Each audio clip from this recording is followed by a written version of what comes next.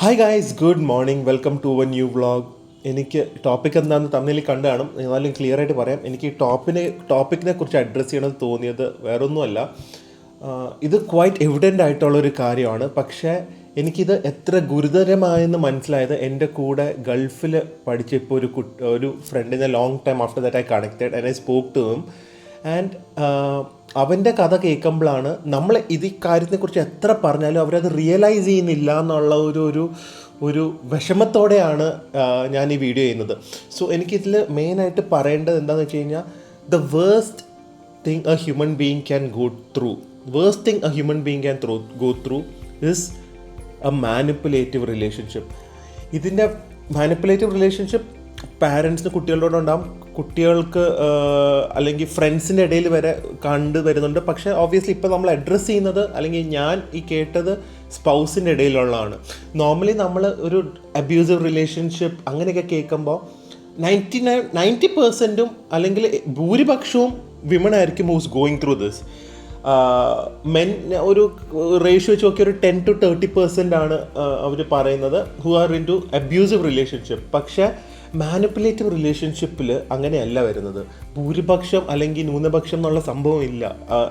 Date ആയിട്ടില്ല. But it shows that either mostly men അല്ലെങ്കിൽ even women, രണ്ടുപേർക്കും ഇത് ഈക്വലി ബാധകമാണ്. സോ അതുകൊണ്ടാണ് ഈ ടോപ്പിക് അഡ്രസ്സ് ചെയ്യുന്നത്. And the worst part is that ഇത് റിയലൈസ് ചെയ്യാൻ പാടാണ്, especially when one person is blindly in love.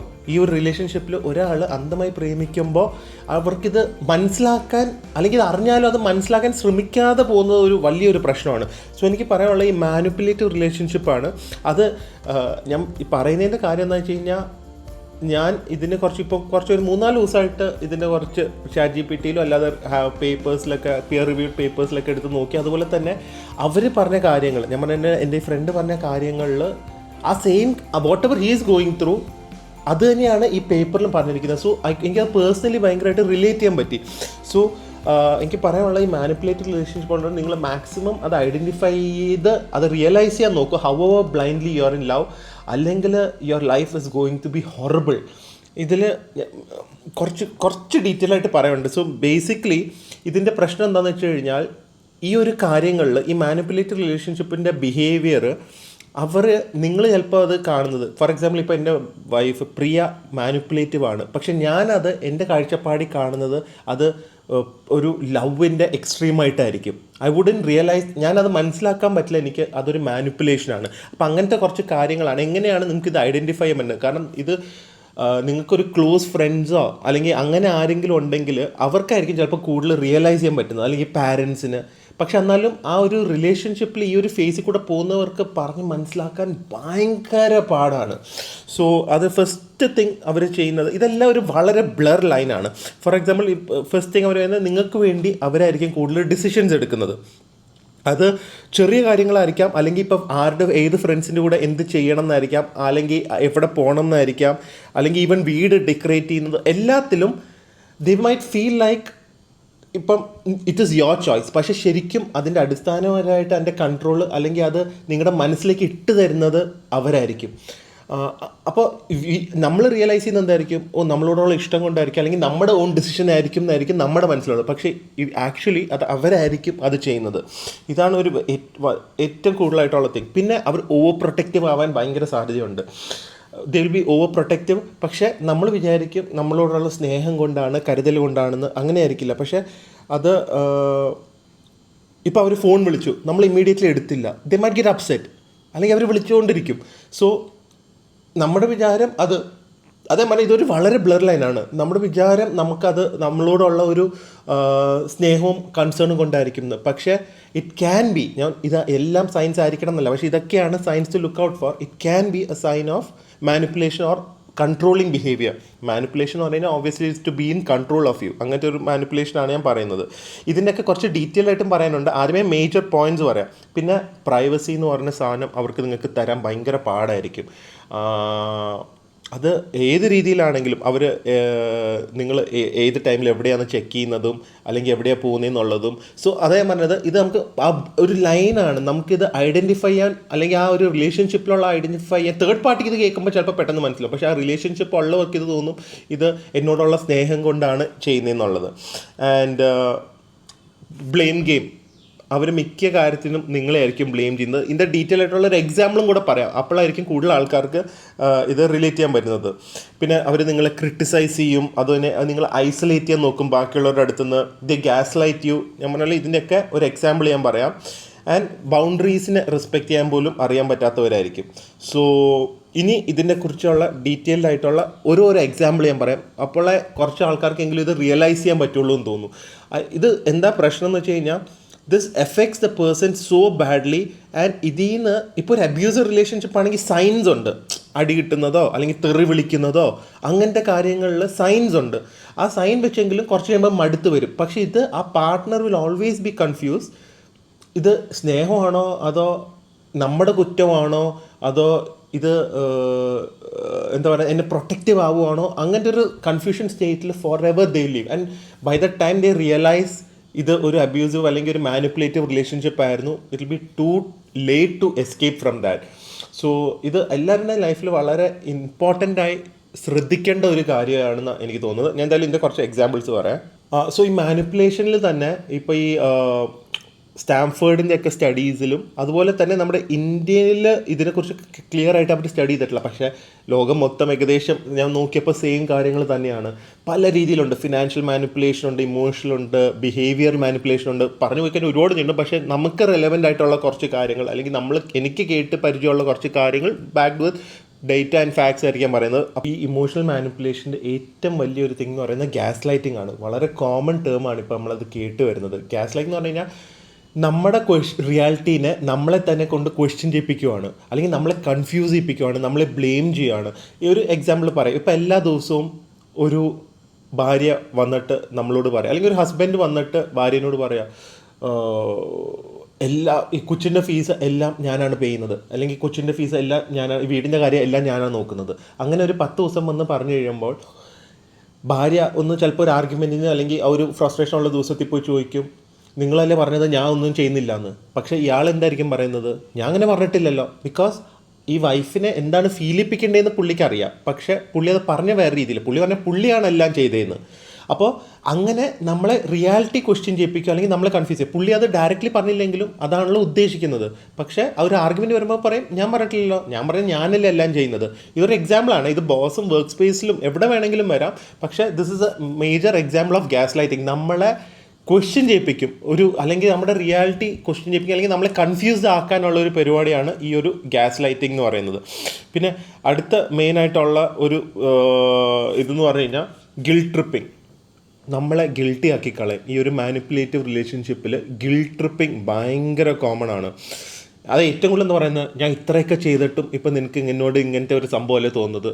അതാണ് ഒരു മെയിൻ തിങ്. അല്ലെങ്കിൽ നമുക്ക് ഇമോഷണൽ കണക്റ്റിനുള്ള ആരെങ്കിലും വെച്ച് അവർ ഈ ഒരു ഇമോഷണൽ ഗിൽട്ട് ട്രിപ്പിംഗ് നമ്മളെ നടത്തും. സോ അങ്ങനെയൊക്കെ പറഞ്ഞു കഴിയുമ്പോഴാണ് എന്ന് പറയുമ്പോൾ ഈ ഒരു മാനിപ്പുലേറ്റഡ് ആവുന്ന ഒരു പേഴ്സണിന് ഗിൽട്ട് വരും, അവർ പറയുന്ന കാര്യങ്ങൾ ചെയ്യാൻ തോന്നും. ഇതിപ്പോൾ ഡയറക്റ്റായി അല്ലെങ്കിൽ ഒരു അടി എന്ന് പറഞ്ഞു കഴിഞ്ഞാൽ നമുക്ക് മനസ്സിലാക്കാൻ പറ്റും. പക്ഷേ ഇങ്ങനത്തെയൊക്കെ മാനിപ്പുലേഷനാണ് ഒരു worst thing in A relationship കേട്ടോ. പിന്നെ ഓബ്വിയസ്ലി പ്ലേയിങ് ദ വിക്ടം കാർഡ്, അതൊരു വലിയ കാര്യമാണ്. പറയും, നിനക്കെപ്പോഴും നിൻ്റെ കാര്യം മാത്രം അറിഞ്ഞാൽ മതി, ഞാനിവിടെ ചെയ്യുന്ന അറിയില്ല, ഞാനിവിടെ എന്താണ് what I am going through എന്നറിയില്ല. ഓൾവേസ് അങ്ങനത്തെ ഒരു ഫൈറ്റ് വരുമ്പോൾ അതിൻ്റെ എൻഡിൽ ഈ മാനിപ്പുലേറ്റിംഗ് ചെയ്യുന്ന ആളായിരിക്കും അതിൻ്റെ ഒരു വിക്റ്റമായിട്ട് വരുന്നത്. അങ്ങനെ കാണിക്കുന്നതായിരിക്കും, ഞാനാണ് എപ്പോഴും ഒരു ഹേർട്ടാവുന്നത് ഈ ഒരു ആക്ഷൻസ് കാരണം. മനസ്സിലായി. ചിലപ്പോൾ അത് മറ്റവർ ചെയ്യുന്ന കാര്യങ്ങൾ കറക്റ്റായിരിക്കും, അല്ലെങ്കിൽ ഇതായിരിക്കും. പക്ഷേ അത് തിരിച്ചു വന്നിട്ട് അതൊക്കെ ചെയ്യുന്നതിൻ്റെ കോൺസിക്വൻസ് ഞാനാണ് അനുഭവിക്കുന്നത് എന്നുള്ള രീതിയിൽ മാനിപ്പുലേറ്റഡ് ആവും. അവരൊരിക്കലും അവരുടെ ആക്ഷൻസിന് ബ്ലെയിം ആവില്ല. പിന്നെ സൈലൻറ്റ് ട്രീറ്റ്മെൻറ്റ് ചെയ്യാറുണ്ട്. ഒന്നും പറയാനില്ലാത്തപ്പോൾ അല്ലെങ്കിൽ മാനിപ്പുലേഷനൊക്കെ വർക്ക് ചെയ്ത് കഴിയുമ്പോൾ മിണ്ടാതിരിക്കുമ്പോൾ ആ ഒരു മറ്റേ ആൾ who genuinely in love with other person, അവർക്ക് ഇതിലേക്കൊരു ഗിൽട്ടിലേക്കും ഒരു വിഷമത്തിലേക്കും അല്ലെങ്കിൽ ഒരു ഐസൊലേറ്റഡ് ഫീലിങ്ങിലേക്കും പോകാനൊക്കെ ഹൈലി സാധ്യതയുണ്ട്. പിന്നെ ഇമോഷണൽ ബ്ലാക്ക് മെയിൽ ഉണ്ടല്ലോ, നീ വിട്ടുപോയാൽ എനിക്ക് ജീവിക്കാൻ പറ്റില്ല, നീ വിട്ടുപോയി കഴിഞ്ഞാൽ ഇതാവും, ഐ കിൽ മൈ സെൽഫ്, അങ്ങനത്തെ ഇമോഷണലി ഇട്ടുള്ള ഒരു റേഞ്ച് വെച്ച് കളിക്കുന്ന ഒരു പരിപാടിയുണ്ട്. പിന്നെ മാനിപ്പുലേറ്റീവ് പ്രേസ്, ഇതൊക്കെ ഐഡൻറ്റിഫൈ ആണ് ഏറ്റവും പാട് എന്ന് പറഞ്ഞു കഴിയുമ്പോൾ ഇപ്പം ഒരു തടിയുള്ള ഒരു പാർട്ട്ണറാന്ന് വിചാരിച്ചോ, അപ്പോൾ പറയും നീ ഇട്ടിരിക്കുന്ന ഈ ഡ്രസ്സും എല്ലാം പക്ഷേ കുറച്ച് മെലിഞ്ഞു കഴിഞ്ഞ് കഴിഞ്ഞാൽ നല്ലതായിരിക്കും. ഡയറക്റ്റായിട്ട് പറയില്ല. ഇപ്പം ഞാൻ പറഞ്ഞില്ലേ, നമുക്ക് ലവിനോട് പറയുന്നുണ്ട്. ഇപ്പം ഫോർ എക്സാമ്പിൾ ഇപ്പം എനിക്ക് വണ്ണം കൂടിയിട്ടുണ്ട്, പ്രിയനോട് കുറച്ച് വണ്ണം കുറച്ച് കഴിഞ്ഞാൽ അതിലും നല്ലതായിരിക്കും, കാരണം ഇങ്ങനെ പോകുന്നത് നല്ലതല്ല, അസുഖങ്ങൾ വരാൻ സാധ്യതയുണ്ട്. That is different. അതല്ലാതെ ഈ ഡയറക്റ്റായി പറയാതെ മാനിപ്പുലേറ്റീവ് ചെയ്ത് ചെയ്യുന്നത്, അത് ഒരു അവരെ ഇൻസെക്യൂർ ആക്കാനുള്ള രീതിയിൽ.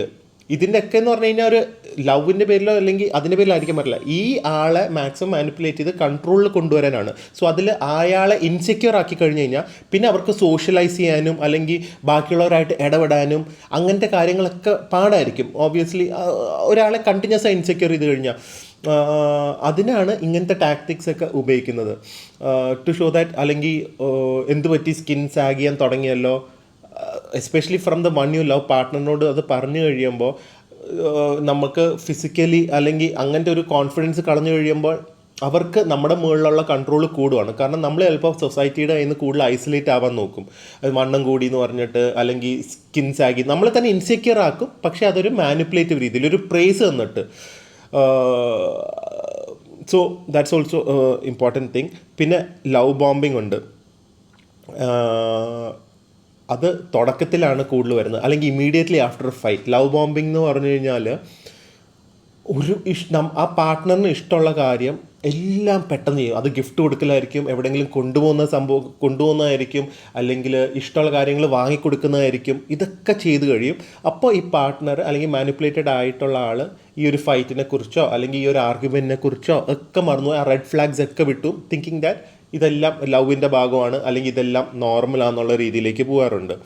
പിന്നെ അവരെ ഐസൊലേറ്റ് ചെയ്യാൻ നോക്കും. ഫ്രണ്ട്സും ഫാമിലിയും അല്ലെങ്കിൽ അവരുടെ കൊളീഗ്സിൻ്റെ കയ്യിൽ നിന്നൊക്കെ ഇവർ ഐസൊലേറ്റ് ചെയ്യാൻ നോക്കും. അത് നമ്മൾ വിചാരിക്കും നമ്മളോടുള്ള ഓവർ പ്രൊട്ടക്റ്റീവ്നെസ്സോ കെയറോ ആണ്, പക്ഷേ it is a sign of emotional manipulation. പിന്നെ വിത്ത്ഹോൾഡിങ് എഫെക്ഷൻ, നമ്മളോടുള്ള ഒരു എഫെക്ഷൻ അവർ ചിലപ്പം ബ്ലാക്ക് മെയിൽ ചെയ്യാറുണ്ട്. ഇൻ ദ സെൻസ് നമ്മളോടുള്ള ഒരു ഇമോഷണൽ ആയിട്ടുള്ള, ഇപ്പോൾ അത് സെക്ഷുവലി ഇൻറ്റിമേറ്റ് ആവാനാണെങ്കിലും ആ ഒരു കാര്യം വെച്ച് അവരത് ചിലപ്പം ചെയ്യാതിരിക്കും, അല്ലെങ്കിൽ ഇൻറ്റിമേറ്റ് ആവാതിരിക്കും, റൊമാൻറ്റിക് ആവാതിരിക്കും. അത് വെച്ചിട്ടായിരിക്കും അവരൊരു ഇമോഷണൽ ബ്ലാക്ക് മെയിൽ ചെയ്യുന്നത്. ഇത് കൂടുതൽ കണ്ടുവരുന്നത് പെണ്ണുങ്ങളുടെ സൈഡിൽ നിന്നാണ് പറയുന്നത്. To use sex as a manipulative tool. So that is also a very thing. പിന്നെ ട്രയാങ്കുലേഷൻ എന്താണെന്ന് വെച്ച് കഴിഞ്ഞാൽ ഇത് വളരെ കോമൺ ആണ് കേട്ടോ, നമ്മൾ വിചാരിക്കുന്നില്ല. ട്രയാങ്കുലേഷൻ എന്താണെന്ന് വെച്ച് കഴിഞ്ഞാൽ ഈ ഒരു, ഫോർ എക്സാമ്പിൾ ഇപ്പം ഞാനും പ്രിയയും ഒരു റിലേഷൻഷിപ്പിലാണ്. ഞാനാണ് ഇതിലൊരു കൺട്രോളിങ് ആയിട്ടുള്ള ഒരാൾ, അല്ലെങ്കിൽ മാനിപ്പുലേറ്റീവ് ആളായിട്ടാണെന്ന് വിചാരിക്കും. പ്രിയനെ കൂടുതൽ ജലസ് ആക്കാനായിട്ട് ഞാൻ ചിലപ്പോൾ വേറൊരു ഫ്രണ്ടിനെ, ഓബ്വിയസ്ലി ഒരു ഫീമെയിൽ ഫ്രണ്ടിനെയും കൂടെ ഈ ഒരു സർക്കിളിൽ കയറ്റിയിട്ട് I try to make her jealous. And ഇതിൻ്റെ കൂടെ I use gaslighting also. എന്ന് പറയുമ്പോൾ നിനക്കെന്താ നല്ല രീതിയിൽ ആലോചിച്ചൂടെ, ഇതല്ല, പക്ഷേ എൻ്റെ ആക്ഷൻസ് ഈ കുട്ടിയായിട്ട് പ്രിയനെ ജലസാക്കാനുള്ളതായിരിക്കും. ചിലപ്പോൾ നമ്മൾ വേറെ ഒന്നും കാണില്ലായിരിക്കും, പക്ഷേ പ്രിയനെ ജലസാക്കാനുള്ള രീതിയിലായിരിക്കും. ഞാൻ കൂടുതൽ കെയറിങ് ആവും, ചിലപ്പോൾ കൂടുതൽ പ്രൊട്ടക്റ്റീവ് ആവും, അല്ലെങ്കിൽ ആ കുട്ടിയായിട്ട് കൂടുതൽ സംസാരിക്കാൻ നോക്കും, ടു മേക്ക് കൂടുതൽ അറ്റൻഷൻ കിട്ടാനായിട്ടുള്ള ഒരു ഗ്യാസ് ലൈറ്റിംഗ്. ഈ ഒരു ടെക്നിക്കാണ് ഈ ഒരു ട്രയാങ്കുലേഷൻ എന്ന് പറയുന്നത്. അപ്പോൾ അത് വന്നു കഴിയുമ്പോൾ നമ്മുടെ മറ്റേ ആ ഒരു പാർട്ട്ണർ പറയുന്ന പ്രിയയുടെ ആണെങ്കിൽ കൂടുതൽ ഇൻസെക്യൂർ ആവും, കൂടുതൽ ടെൻസ്ഡ് ആവും, കൺഫ്യൂസ്ഡ് ആവും.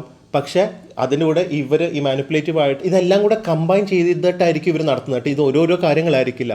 സോ അവർക്ക് ഏത് ടൈമിൽ ഏതാ ഉപയോഗിക്കേണ്ടതെന്ന് അറിയാൻ പറ്റും. ഫോർ എക്സാമ്പിൾ ഇങ്ങനത്തെ ഒരു ടൈമിൽ ഫൈറ്റ് വരുമ്പോഴായിരിക്കും ഞാൻ പറഞ്ഞ പോലെ ആ ലവ് ബോംബിങ് വരുന്നത്. എന്ന് പറയുമ്പോൾ കുറേ ഗിഫ്റ്റ് കൊടുക്കുമോ അല്ലെങ്കിൽ സമാധാനിപ്പിക്കുമോ, എന്നിട്ട് വീണ്ടും ഇങ്ങനത്തെ ഒരു ബിഹേവിയറിലേക്ക് പോകും. ഇതെല്ലാം കൂടെ മിക്സ് ചെയ്ത് വരുമ്പോഴാണ് ഞാൻ പറയുന്ന ഒരു കംപ്ലീറ്റ്ലി എക്സ്ട്രീംലി മാനിപ്പുലേറ്റീവ് ബിഹേവിയർ ആവുന്നത്. സോ ഇതല്ലാതെ പിന്നെ കുറേ ഉണ്ട്, പക്ഷേ എനിക്ക് തോന്നുന്നു ഇമോഷണൽ കാര്യങ്ങളാണ് ഐഡൻറ്റിഫൈ ചെയ്യാൻ ഏറ്റവും പാടില്ല. പിന്നെ ഫിനാൻഷ്യൽ ഉണ്ട്. ഫിനാൻഷ്യൽ എന്ന് പറഞ്ഞു കഴിഞ്ഞാൽ നിങ്ങളുടെ ബാങ്ക് ട്രാൻസാക്ഷനും നിങ്ങളുടെ ബാങ്ക് അക്കൗണ്ടൊക്കെ കൺട്രോൾ ചെയ്യുന്നത് അവരായിരിക്കും, അല്ലെങ്കിൽ അവർക്കും അതിലേക്കുള്ള ആക്സസ് കാണും. പിന്നെ ഇതുപോലെ തന്നെ ഈ കുട്ടികളുള്ളവരാണെങ്കിൽ കുട്ടികളോട് അല്ലെങ്കിൽ കുട്ടികളെ വെച്ച് മാനിപ്പുലേറ്റ് ചെയ്യുന്ന ഒരു പരിപാടിയുണ്ട് സ്പൗസുകൾ. ഇൻ ദ സെൻസ് കുട്ടികളോട് മറ്റേ സ്പൗസിനെ കുറിച്ച് ബാഡായിട്ട് പറയും, അല്ലെങ്കിൽ കുട്ടികളെ വെച്ച് ഇവരോട് പറയും നിങ്ങൾക്ക് കുട്ടീനെ കുറിച്ച് ആലോചിച്ചൂടെ, അല്ലെങ്കിൽ അങ്ങനത്തെ ഒരു ബ്ലാക്ക് മെയിലിംഗ്, കുട്ടികളെ ഒരു ട്രംപ് കാർഡായിട്ട് ഉപയോഗിക്കുന്നവരുണ്ട്. അപ്പോൾ എനിക്ക് ആക്ച്വലി ഇതിൽ കൂടെ മെയിൻ മനസ്സിലായ കാര്യം എന്താണെന്ന് വെച്ച് കഴിഞ്ഞാൽ അവരെ മാനിപ്പുലേറ്റ് ചെയ്ത് അവരുടെ കൺട്രോളിലും അവരുടെ രീതിയിലും നിങ്ങൾ ജീവിക്കണം. നിങ്ങളുടെ ഒരു പേഴ്സണാലിറ്റീനെ കില്ല് ചെയ്ത് നിങ്ങളെ അവരുടെ രീതിയിൽ കൊണ്ടുവരാനുള്ള ഒരു തന്ത്രം തന്നെയാണ് ഈ മൊത്തം ഉള്ള ഈ ഒരു മാനിപ്പുലേഷൻ. പക്ഷേ അങ്ങനെ ചെയ്ത് കഴിയുമ്പോൾ മറ്റേ പേഴ്സൺ അത് ചിലപ്പോൾ റിയലൈസ് ചെയ്യത്തില്ല. They will adjust and go through with for a long time. പക്ഷെ ഇവൻച്വലി ഒന്നില്ലെങ്കിൽ ബ്രേക്ക് ഔട്ട് പീരീഡ് വരും. അതൊരു ഭയങ്കര ഫ്രസ്ട്രേഷനിലായിരിക്കും വരുന്നത്. ബിക്കോസ് നമ്മളല്ലാത്ത ആളായിട്ട് നമ്മൾ ഒരു റിലേഷൻഷിപ്പിൽ ജീവിക്കേണ്ടി വരും. നമ്മുടെ ഇഷ്ടങ്ങളും നമ്മുടെ അനിഷ്ടങ്ങളും അഡ്ജസ്റ്റ്മെൻറ്റ്സും കോംപ്രമൈസസ് ഒക്കെ വേണം. പക്ഷേ ആസ് എ പേഴ്സൺ നമ്മൾ ചേഞ്ച് ചെയ്യേണ്ടി വന്നു കഴിഞ്ഞാൽ ആ ഒരു relationship is not meant for us. അത് നമ്മൾ ക്ലിയർ ആയിട്ട് ഐഡൻറ്റിഫൈ ചെയ്യേണ്ടി വരും. അത് ഐഡൻറ്റിഫൈ ചെയ്യാൻ ഇങ്ങനത്തെ ഒരു റിലേഷൻഷിപ്പിലുള്ളവർ ഒരിക്കലും ശ്രമിക്കുന്നില്ല, അല്ലെങ്കിൽ അവർക്കത് റിയലൈസ് ചെയ്യാൻ പറ്റുന്നില്ല എന്നാണ് ഇതിൽ ഏറ്റവും വിഷമമായിട്ടുള്ള കാര്യം. അതിന് നമ്മളെ ഒരു ഫ്രണ്ട്സായിട്ട് പറഞ്ഞാൽ പോലും കേൾക്കാൻ സാധ്യത കുറവാണെങ്കിലും അറ്റ്ലീസ്റ്റ് ഒരു പോസിബിലിറ്റി ഉണ്ട്. കാരണം അവർ ഒറ്റയ്ക്ക് ഇൻഡിവിജ്വൽ ഒട്ടും ഇത് ഐഡൻറ്റിഫൈ ചെയ്യത്തില്ല. ഇതൊന്നും ഇല്ലെങ്കിൽ ഏറ്റവും ബെസ്റ്റ് അവരെ തെറാപ്പിക്കിലേക്ക് കൊണ്ടുപോവാണ്. പക്ഷേ തെറാപ്പി അവർക്ക് വേണമെന്ന് തന്നെ അവർ റിയലൈസ് ചെയ്യുന്നില്ല. And their life is so horrible. ഞാൻ പറഞ്ഞ എൻ്റെ ഫ്രണ്ടിൻ്റെ, because he's deeply in love with the spouse. പക്ഷേ ആ ഒരു ലവ് വെച്ച് ഇവനെ കംപ്ലീറ്റ് ഓൾട്ടർ ചെയ്ത് അല്ലെങ്കിൽ ഇവനെ കംപ്ലീറ്റ് മിസറബിൾ ആക്കുവാണ്. But he still thinks it is for love and he's so miserable. പക്ഷെ അവനത് ആക്സെപ്റ്റ് ചെയ്യാൻ പറ്റുന്നില്ല. എനിക്ക് പക്ഷെ അവളെ ഇഷ്ടമല്ലേ എന്നുള്ള രീതിയിലാണ്. പക്ഷെ ആ പെണ്ണ് is so much of is hurting him so much and he's going through such a miserable phase. നമുക്ക് എല്ലാവർക്കും അറിയാം, എനിക്കൊന്ന് അവനും ഡീപ്പ് ഡൗൺ അറിയാം, പക്ഷെ അവനത് ആക്സെപ്റ്റ് ചെയ്യാൻ പറ്റുന്നില്ല. It is as bad as ഇപ്പോൾ നമ്മുടെ പാരൻസ് അല്ലെങ്കിൽ നമ്മൾ ആരെങ്കിലും കേട്ട് കഴിഞ്ഞാൽ നമ്മുടെ റിലേഷൻഷിപ്പിൽ ഒരു ഭർത്താവ് ഭാര്യനെ അടിക്കുവാണ്, അല്ലെങ്കിൽ ഭർത്താവ് ഫുൾ ടൈം കഞ്ചാവും ആണെന്നൊക്കെ പറഞ്ഞാൽ നമ്മൾ 100% പറയും സെപ്പറേറ്റ് ആണ്. ഇത് അതിനും കാട്ടി എത്രയോ വേഴ്സാണ്. They cannot identify. പക്ഷേ ആ ഒരു ഫീലിംഗ് പോകുന്നത് ഫിസിക്കലി അടിയില്ലാതെ അബ്യൂസ് ഇല്ലാതെ ബാക്കി എല്ലാ ടേമോയിലും കൂടെ പോകുന്നുണ്ട്. പക്ഷെ അത് ഐഡൻറ്റിഫൈ ചെയ്യാൻ പറ്റുന്നില്ല, അല്ലെങ്കിൽ അവർക്കത് റിയലൈസ് ചെയ്യാൻ പറ്റുന്നില്ല എന്നുള്ളൊരു വലിയ വിഷമമുണ്ട്. അതുകൊണ്ട് സൊസൈറ്റിയുടെ സപ്പോർട്ടും കിട്ടാൻ പാടാണ്. അത്ര അണ്ടർസ്റ്റാൻഡിങ് അല്ലെങ്കിൽ നമ്മളൊരു ഗുഡ് ലിസ്ണർ ആയാൽ മാത്രമേ നമുക്കിത് ഐഡൻറ്റിഫൈ ചെയ്യാൻ പറ്റുള്ളൂ, അല്ലെങ്കിൽ മനസ്സിലാക്കാൻ പറ്റുള്ളൂ. സോ ഇങ്ങനത്തെ ആരെങ്കിലും പോകുന്നുണ്ടെങ്കിൽ please do make them understand. And നിങ്ങളും ഇങ്ങനത്തെയൊക്കെ എന്തെങ്കിലും സിംറ്റംസ് അല്ലെങ്കിൽ സിമ്പിൾ കാണുവാണെങ്കിൽ at least try to understand it and try to address it. അതിനെ നേരിടാൻ നോക്കുക. അത് ഡയലോഗിൽ കൂടെ ആവാം, അല്ലെങ്കിൽ കപ്പിൾസ് തെറപ്പി കൂടെ ആവാം. ഇതൊക്കെ പറയാൻ എളുപ്പമെന്നറിയാം, പക്ഷേ ഇതിലേക്കൊക്കെ പോകാനാണ് ആൾക്കാർക്ക് പാട് ഇവിടുത്തെ ഒരു മെൻറ്റൽ ഹെൽത്ത് അവയർനെസ് വെച്ച്. സോ എനിക്ക് പെട്ടെന്ന് ഇത് ഭയങ്കരമായിട്ട് റിലേറ്റ് ചെയ്തു. ആൻഡ് അതിൻ്റെ കൂടെ തന്നെ എനിക്കിത് പറയണമെന്ന് തോന്നി. Because it's very common. നമ്മൾ വിചാരിക്കുന്നതിനും കാട്ടി കോമൺ ആണ് വളരെ മാനിപ്പുലേറ്റീവ് ആയിട്ടുള്ള റിലേഷൻഷിപ്പ്. ഇത് ഒന്നില്ലെങ്കിൽ ഞാൻ പറഞ്ഞ എല്ലാ പോയിൻറ്റ്സും കാണും, അല്ലെങ്കിൽ ഇതിലുള്ള കുറച്ച് പോയിൻറ്റ്സ് എങ്കിലും ഉണ്ടെങ്കിൽ അതൊരു കൺസേണായി നോട്ട് ചെയ്യുക. നിങ്ങളുടെ ലൈഫും റിലേഷൻഷിപ്പും ഒന്ന് അനലൈസ് ചെയ്യുക. അത് നമുക്ക് കറക്റ്റ് ചെയ്യാൻ പറ്റും, ഇതുപോലെ തെറാപ്പിയും അല്ലെങ്കിൽ അണ്ടർസ്റ്റാൻഡിങ്ങിലും കൂടെ. പക്ഷെ പറ്റിയില്ലെങ്കിൽ seriously think about how to proceed to your future. So എന്തായാലും വേറൊരു ബ്ലോഗിൽ കാണാം. അതുവരെ സ്റ്റേ ഹെൽത്തി, സ്റ്റേ ഹാപ്പി.